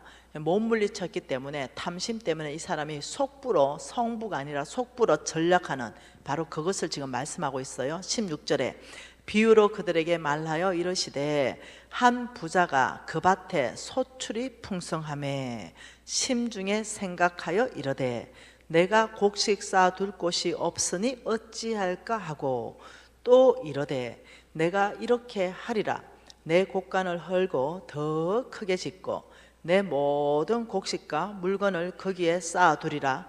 또 내가 내 영혼에게 이르되 영혼아, 여러 해 쓸 물건을 많이 쌓아두었으니 평안히 쉬고 먹고 마시고 즐거워하자 하리라 하되, 하나님은 이러시되 어리석은 자야, 오늘 밤 내 영혼을 도로 찾으리니 그러면 내 준비한 것이 누구의 것이 되겠느냐 하셨으니 자기를 위하여 재물을 쌓아두고 하나님께 대하여 부유하지 못한 자가 이와 같으니라. 자, 이거 설명해 드릴게요. 자, 속부는 정의가 오늘 지금 21절에 뭐라 그럽니까? 자기에게는 부유하고 하나님께는 어떻게 해요? 인색한 사람. 이게 속부다 이렇게 말했어요. 오늘 이것을 그림을 한번 그려보면 지금 이렇습니다. 하나님께서 여기에서, 하나님이 놀랍게 말씀하시죠. 예, 여기에서 한 부자가 있었다 이렇게 말합니다. 그 부자는 성부가 아니라 속부가 되어버렸어요. 이 부자는 성부를 선택할 수도 있었고 속부를 선택할 수 있는 그냥 어느 부자였습니다. 하나님께서 부자로 만들어 주셨다 그래요. 그 밭에 소출이 풍성했다. 여러분, 밭에 소출이 풍성한 건요, 비가 오고 햇볕이 내리쬐야만 가능한 일이에요. 그러니 이거는 하나님의 은혜입니다. 밭에 소출이 나는 것은.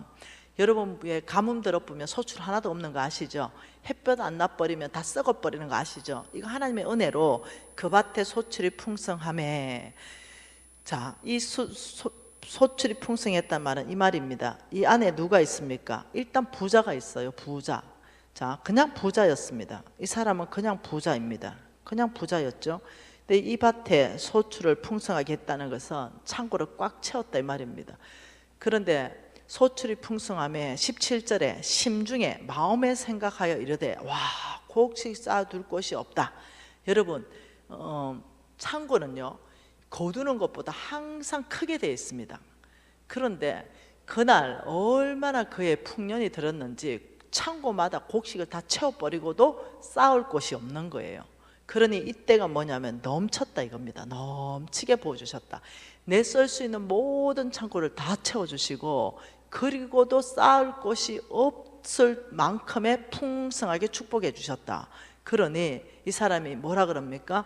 심중에 생각하여 이르되 와 창고마다 다 찼는데 곡식 쌓아둘 곳이 없으니 어찌할까 하고 18절에 결정합니다. 또 이르되 내가 이렇게 하리라 결정했죠. 이때 이 결정이 속부를 선택하느냐 성부를 선택하느냐. 내가 이르되 이렇게 하리라.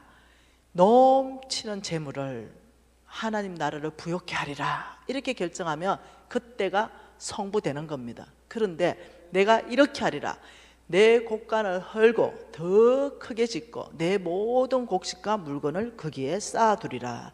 여기는 누가 있다고요? 여기는 하나님의 일을 맡은 성빈들이 다 주의 부름받고 나가 있다고요. 그리고 여기에는 하나님이 말씀하신 미션이 엄청나게 있다고요. 다 돈 들어간다고 말했어요. 그런데 이 친구가 말하기를 여기에 주는 것이 아니라 내가 이렇게 하리라. 내 곡간을 부셔버리자. 이거 너무 작다. 내 곡간을 더 크게 이만하게 짓겠다. 그리고 이렇게 말합니다.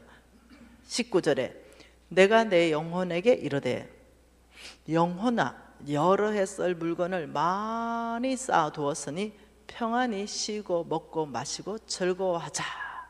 이게 뭐겠어요?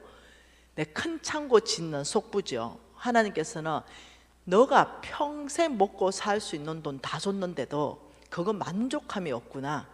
집이 있어요? 그러면 집 한 채면 될 텐데 집 두 채. 왜요? 아들 줘야 돼. 또 집 세 채, 딸 줘야 돼. 또 집 세 채, 노후 대책이야. 또 집 세, 전세 줘서 돈 뺄래. 아무튼 하나님이 아무리 줘도 만족함이 없고 또 짓고 또 짓고 또 짓고 다 하면 빌딩, 다 하면 땅. 하나님 나라 관심 1도 없는 사람 오직 큰 창고를 계속 이 땅에 나의 왕국을 만들어가는 것 바로 이걸 얘기하는 거예요. 그러면서 하나님께서 이렇게 말합니다. 너는 평안히 쉬고 마시고 즐거워하리라 생각했지만 나는 너한테 말한다. 20절에 하나님이 이러시되 어리석은 자야 너 속부되었구나. 탐심을 물리치지 못해서 너 속부되었구나. 오늘 밤에 네가 죽는다. 내가 너의 영혼을 찾을 것이다. 그러면 네가 준비한 이 큰 창고에 꽉 찬 재물들 누굴 거되니? 지금 이 질문을 한 거예요. 이 질문을 하나님이 나한테 하신 거예요. 지금 여러분에게 하시는 거예요. 와 이게 보통 문제가 아닌 거죠. 그래서 내가 이제 물어봤어요.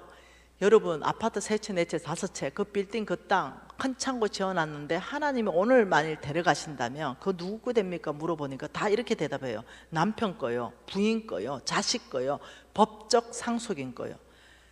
와 그래 되면 좀 좋겠어요. 근데 성경은 그렇게 말하고 있지 않습니다. 이 속부의 모든 이런 부자의 재물은 하나님께서 취해서 온다.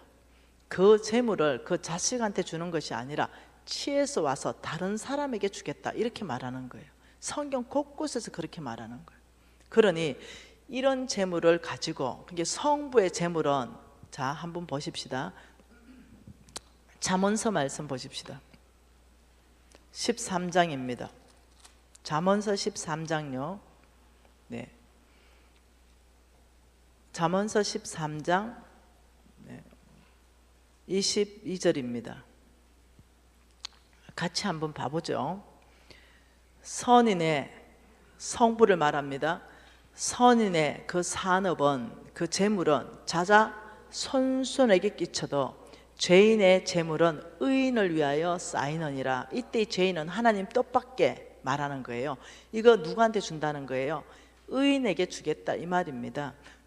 잠언서 19장 14절도 한번 봐보죠. 잠언서 19장 14절 뭐라고 합니까? 잠언서 19장 14절. 네, 집과 재물은 조상에게서 상속되거니와 슬기로운 아내는 여호와께로부터 말미암는다. 하나님을 경외하는 자에게는 지혜가 나오거든요. 그 슬기로운 사람 아내가 되는 거예요. 그런데 집과 재물은 어디서부터 물려받습니까? 조상에게서부터 물려받습니다. 우리가 알아야 되는 거예요. 그래서 저와 여러분은 성부로서 뭘 해야 되냐면 자식들에게 재물을 물려줄 줄 알아야 됩니다. 이 성부의 재물은 자식에게 물려주는데 놀랍도록 속부의 재물은 의인을 위하여 쌓인다. 여러분 이 메시지가 성경에 한두 군데 있는 게 아닙니다. 끊임없이 계속적으로 있어요. 또 한번 봐보죠. 하나님 말씀 한번 봐보십시다. 여러분 속부의 예는 뭐 보통 있는 게 아닙니다. 속부의 예는 미가서 한번 볼까요? 예레미야서부터 봐볼까요? 너무 많아가지고요. 예레미야서 한번 봅시다. 예레미야서 17장. 예레미야서 17장 보십시다. 17장 9절부터 한번 봐보십시다. 예레미야 17장 9절부터 한번 봐볼까요? 예레미야 17장 9절입니다. 만물보다 거짓되고 심히 부패한 것은 마음이라. 누가 능히 이를 알리오마는 나 여호와는 안다 이거예요. 누가 알겠냐마는 그 심장을 나는 안다. 나 여호와는 심장을 살핀다. 그 사람의 중심을 살핀다는 거예요. 폐부를 시험한다. 깊은 숨은 동기, 심장하고 가장 먼 곳, 이것을 시험한다. 각각 그 행위와 그 행실대로 보응한다. 11절 같이 읽습니다. 불의로 치부하는 자는 자고새가 낳지 아니한 알을 품은 같아서 언젠가는 그의 중년에는 그것이 떠나겠고 마침내 어리석은 사람이 되리라. 이것을 현대인의 성경으로 한번 읽어드려 볼게요. 부정직한 방법으로 돈을 모아 부자가 된 사람은 자기가 낳지 아니한 알을 품고 있는 자고새와 같아서 언젠가는 자고새를 버리고 날아가 버리듯이 그의 부가 조만간에 그를 떠날 것이니 그는 결국 어리석은 사람이 될 것이다. 그러니 이 말은 이겁니다. 부정직한 방법, 이게 뭐냐면 만몬에 걸려든 속부입니다. 속부들은 돈이 목적이기 때문에 절대로 만몬을, 탐심을 거절 못합니다. 탐심을 거절 못하기 때문에 부정직으로 갈 수밖에 없습니다. 이런 재물을 많이 모아놨다 하더라도 그 부는 조만간에 떠날 것이다. 근데 어디로 떠나는지 아십니까? 의인에게 떠난다고 성경은 말하고 있으니 너무 안타까운 일이에요. 의인에게 그 부가 떠난다 이렇게 말하는 거예요. 여러분 의인은 누굽니까? 의인은 오직 믿음으로 말미암아 살리라. 오직 하나님을 의지하고 믿음으로 사는 사람을 의인이라 그랬어요. 내 행위가 아니라 오직 믿음으로 사는 사람. 그러니 참 놀랍죠. 여러분 제가 그냥 참고 성경으로 한번 읽어 드릴게요. 시편 51편 6절에는 이렇게 말합니다. 보소서 주께서는 중심이 진실함을 원하시오니 내게 지혜를 엄밀히 가르치십시오. 이 중심, 보소서 주께서는 중심, 마음속, 이것의 마음속, 이 마음속의 진실함을 원하신다. 하나님이 원하시는 것은 외모가 아닙니다. 우리 깊은 마음속, 나만이 아는 장소 있잖아요. 생각, 내 마음, 내 심장, 이 안에서부터 하나님은 진실한 걸 원하신다. 여러분 잊어버리면 안 돼요. 속부가 되면 잠깐은 돈이 있을지 몰라요. 그런데 하나님께서 끊임없이 말하는 것은 그 재물을 내가 옮길 것이다. 잠언서 28장도 한번 읽어보죠. 잠언서 28장입니다. 잠언서 28장 8절 한번 읽어보죠. 다 똑같은 말이에요. 버전만 좀 다르게 적은 것밖에 없어요. 잠언서 28장 8절은 뭐라 그럽니까? 중한 별리로 자기 재산을 늘리는 것은 가난한 사람을 불쌍히 여기는 자를 위하여 그 재산을 저축하는 것이라. 그러니까 하나님은 내 성경 안에서 이렇게 말합니다. 우리 형제간 안에, 믿는 자 안에 돈 거래하지 말아라. 돈을 빌려줬다면 높은 이자를 받지 말아라. 하나님 명확하게 제시하고 있습니다. 교회 안에서 높은 이자 놀이 하는 경우가 간혹 있거든요. 그거 멈춰야 돼요. 더 이상 그런 높은 이자 받으면 안 돼요. 하나님께서 이것을 쉬운 성경으로 한번 읽어볼게요. 고리 대금업으로 재산을 늘리는 자는 가난한 자를 후히 베푸는 사람을 위해 그 재산을 늘릴 뿐이다. 이 말은 뭐예요? 하나님 또 재산을 옮기겠다는 거죠. 하나님 끊임없이 계속 말하는 것은 너의 그 재산을 내가 그대로 두고 보지 않을 것이다. 그래서 옮길 것이다. 이게 진짜 겁나는 말이에요. 네. 여러분, 왜 어느 시점에서 재산이 막 불어가가지고 굉장히 사람이 이렇게 잘 사는 것 같은데 한순간에 이렇게 사라지는 사람들 간혹 보죠. 네. 여러분, 이게 조심해야 돼요. 시편 109편 한번 봐볼까요? 뭐 똑같은 말인데 한번 봐보십시다. 시편 109편입니다. 시편 109편 11절부터입니다. 똑같은 말이에요. 느헤미야 말씀 안에도 있고요, 신명기 말씀 안에도 있는데요, 이 시편 말씀에도 다 똑같은 말씀입니다. 11절 뭐라 그래요? 고리 대금하는 자가 그 소유를 다 빼앗기게 하시며 그가 수고한 것을 낯선 사람이 탈취하게 하시며 그에게 인애를 베풀 자가 없게 하시며 그의 고학에게 은혜를 베풀 자가 없게 하시며 그의 자손은 끊어지게 하시며 후대에 그들의 이름은 지워지게 하십시오. 와, 보통 일이 아닙니다. 그 이유가 뭔지 아세요? 16절 읽어볼까요? 그가 인자를 베풀 일을 생각하지 아니하고 가난하고 궁핍한 자와 마음이 상한 자를 핍박하며 죽이려 하였기 때문이다. 예, 이게 뭐냐? 에스겔서는 이렇게 말합니다. 높은 이자를 고리대금업을 하는 사람은 피 흘리는 죄를 짓는다. 살인죄에 말을 하고 있어요. 여러분, 기분 나쁠 수 있습니다. 지금 성경 말씀을 통해서 내가 만일 고리대금업을 했다면 이게 찔리기 때문에. 이때가 제가 얘기했죠. 기가 막히게 하나님이 나를 책망하니 돌이킬 때라고. 찔리면요 괜히 나를 미워합니다. 그러지 마시고 이때가 나를 하나님이 내 양심을 찔리게 해서 고리대금업을 멈추게 하시는구나. 그 계속하시면요 돈 날아가요. 그 계속하면 돈 없어집니다. 틀림없이 없어집니다. 조심하셔야 돼요. 왜냐? 성경에 한두 군데가 있는 게 아닙니다. 그러면 미가서 말씀을 통해서 조금 더 봐볼까요? 하나님 말씀은 미가서 한번 봐보십시다. 모두가 성경 찾으면 좋겠어요. 이 말씀은 요나서 다음에 있습니다.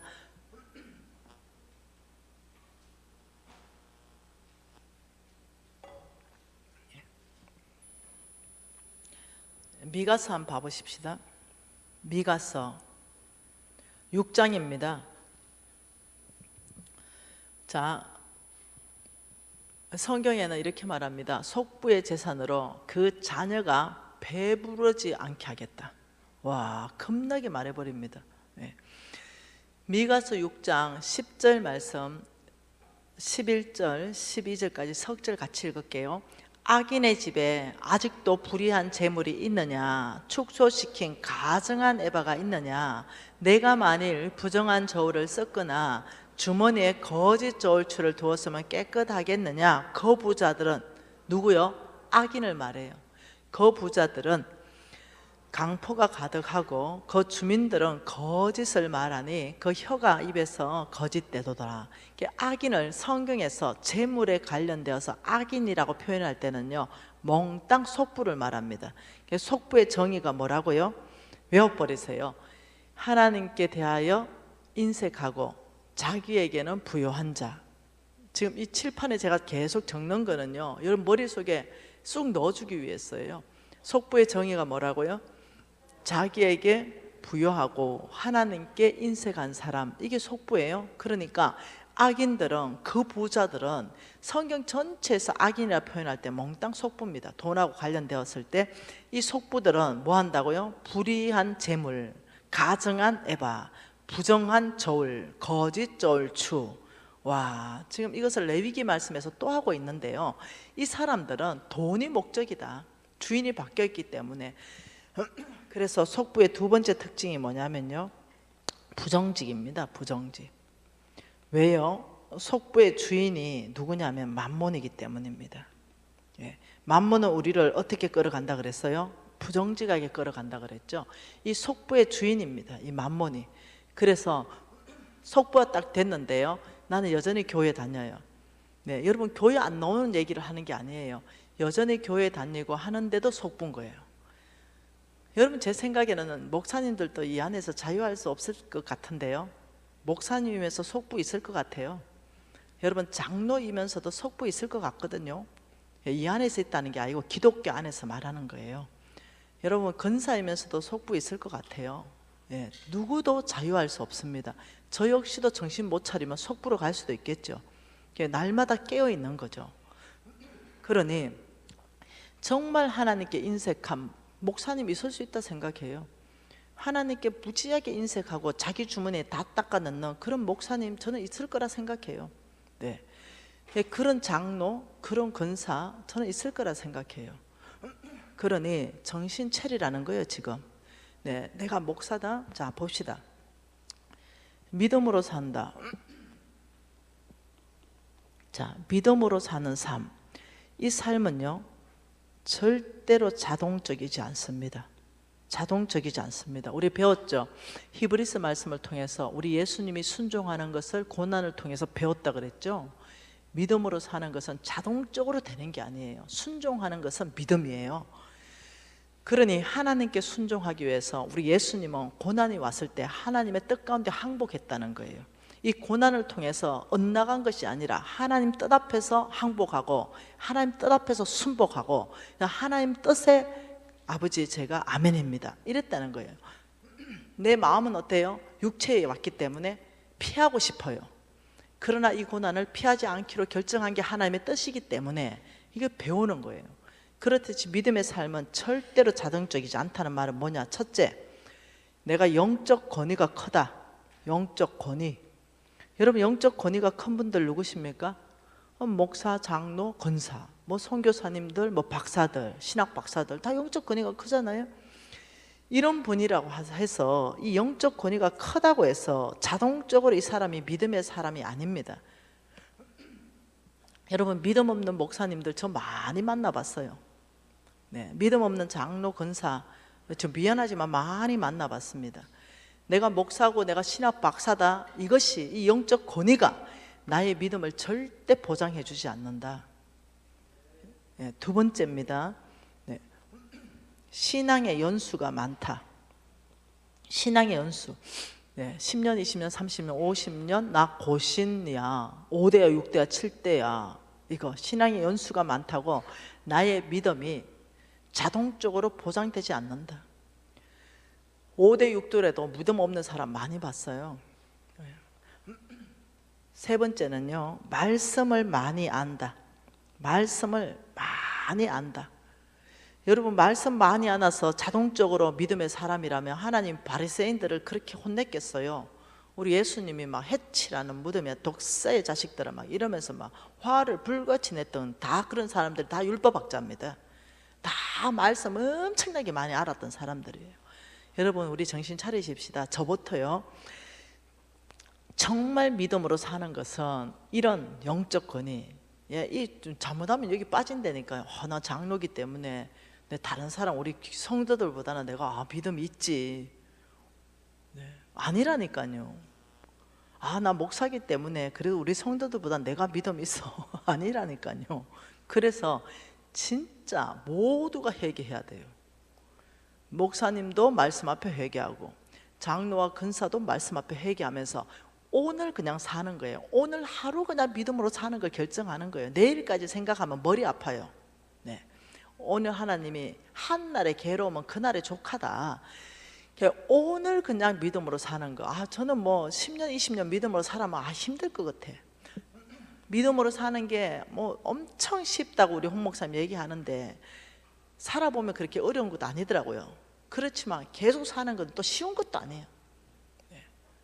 왜냐? 내 안에 욕심이 그래. 내 안에 욕심이 나를 쉽지 못하게 하는 거예요. 여러분한테 솔직하게 인정하는 거예요. 네. 더 큰 집 사고 싶은 마음이 1도 없다 이러면 거짓말 아니겠어요? 네.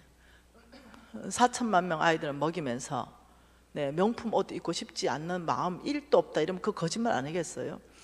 그러나 끊임없이 내 자신을 쳐서 말씀 앞에 복종시키면서 아버지 제가 타락하지 않기를 원하는데 막 일주일 타락 안 하는 거 힘드니까 오늘 눈 떠서 저녁에 잘 때까지만 타락 안 하겠습니다. 하여튼 오늘만 타락 안 하는 게 내 목표입니다. 눈 뜨면 오늘이고 눈 뜨면 오늘이고. 그래서 제가 20년 버틴 거예요. 여러분 제가요 10년 타락 안 하라면 자신 없어요.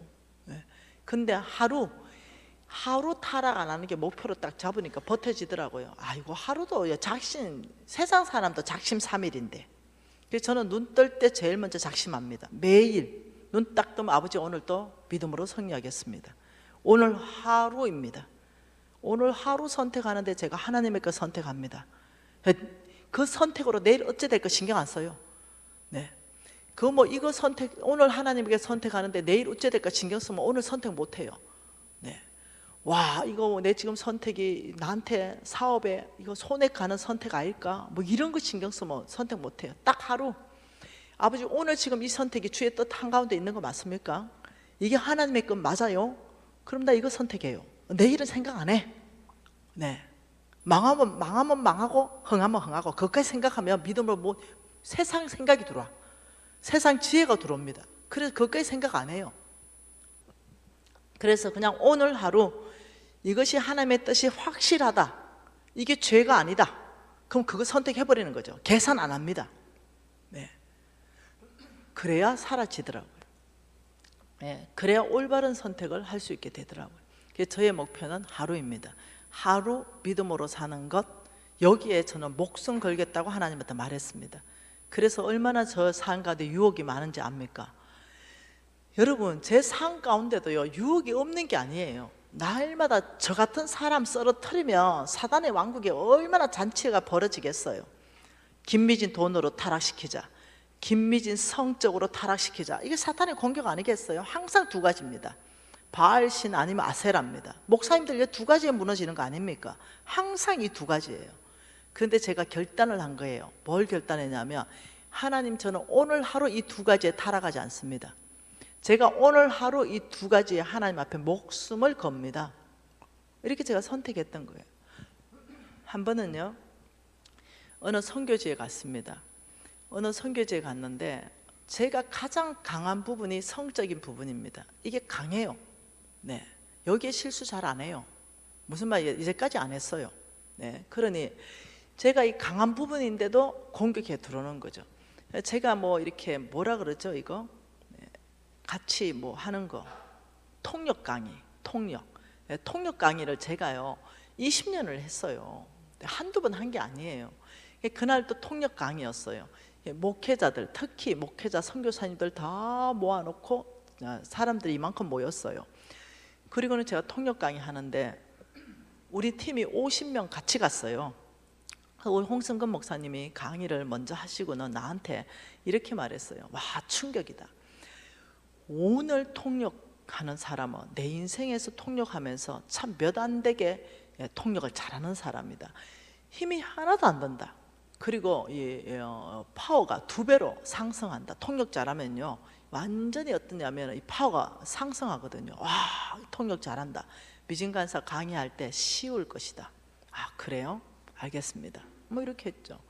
그리고는 통역을 하는데 그래서 내가 이렇게 하면은 자기도 손 똑같이 올리고 내가 웃으면 웃고 이러면 자기도 똑같이 하고 이렇게 하는데 똑 봤는데 갑자기 딱 보는데 사탄이 내 시선을 바꿨습니다.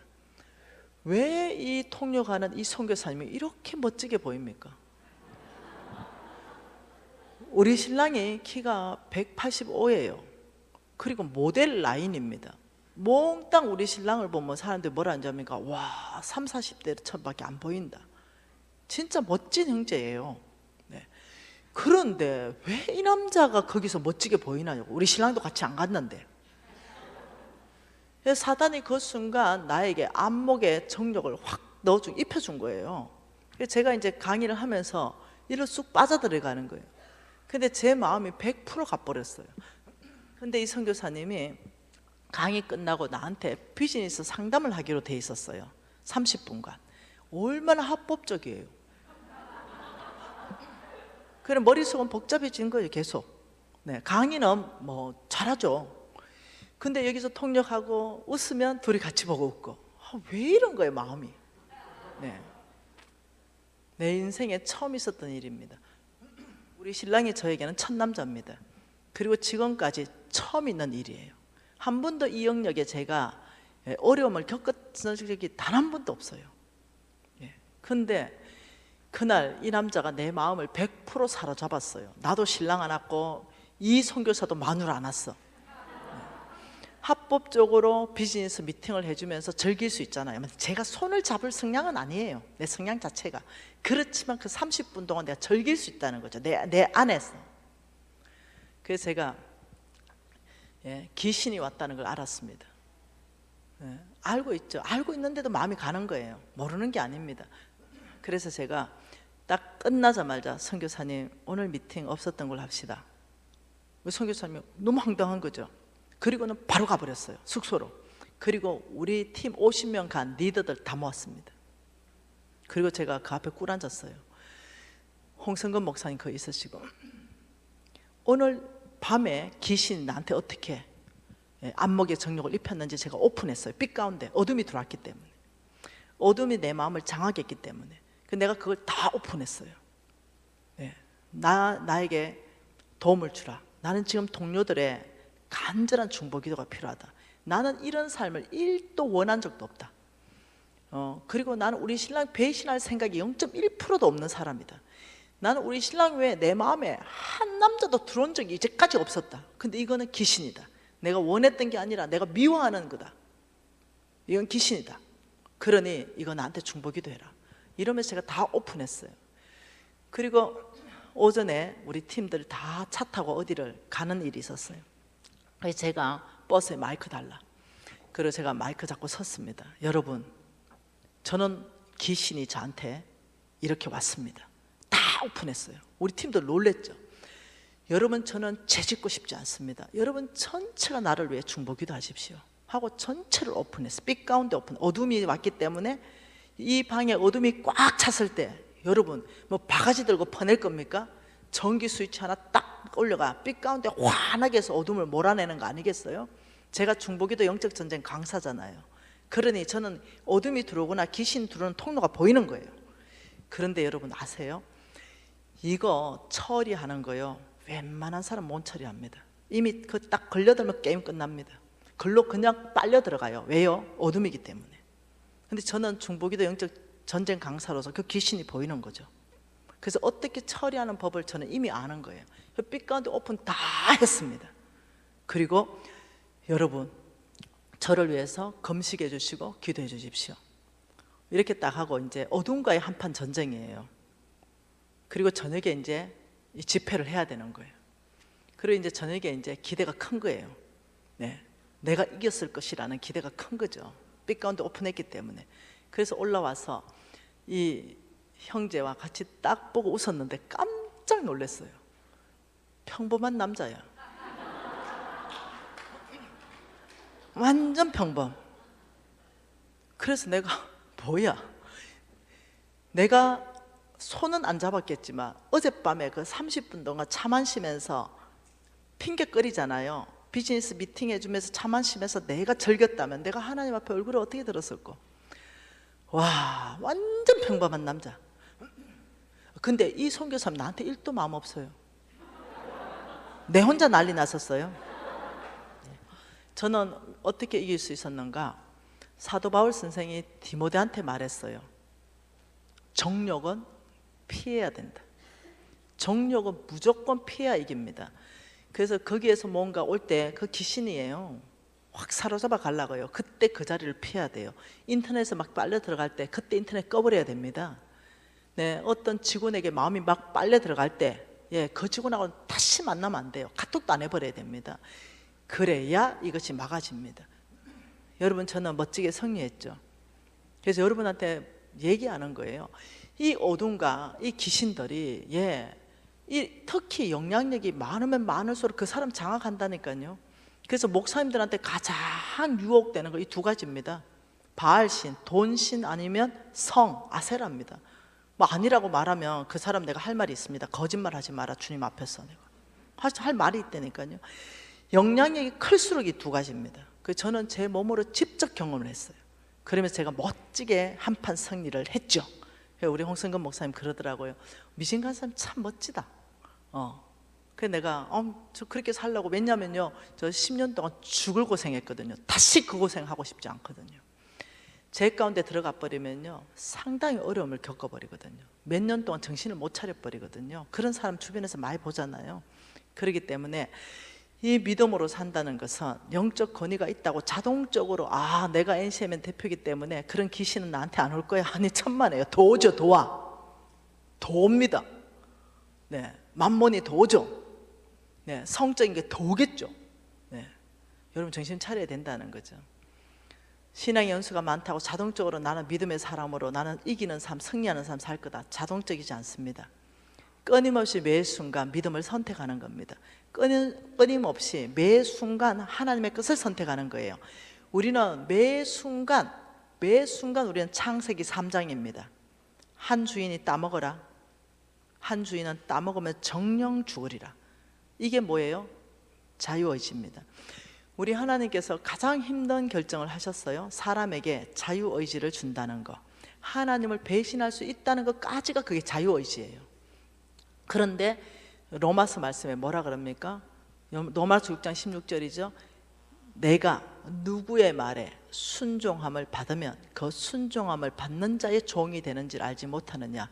지금 두 주인이 왔어요. 따먹어라, 따먹지 말라. 근데 따먹는 걸 선택하는 게 그 사람의 자유라니까요. 네. 근데 진정한 자유가 다 박탈내 버렸죠. 네. 방종으로 가버렸죠. 마찬가지입니다. 내가 그 시점에 내가 선택해야 돼요. 네. 내 어둠이 이미 내 마음은 전체를 장악해 가지고 제가 그렇게 살지 않고 싶다 하더라도 장악에 들어오는 거예요. 이때 알아야 돼요.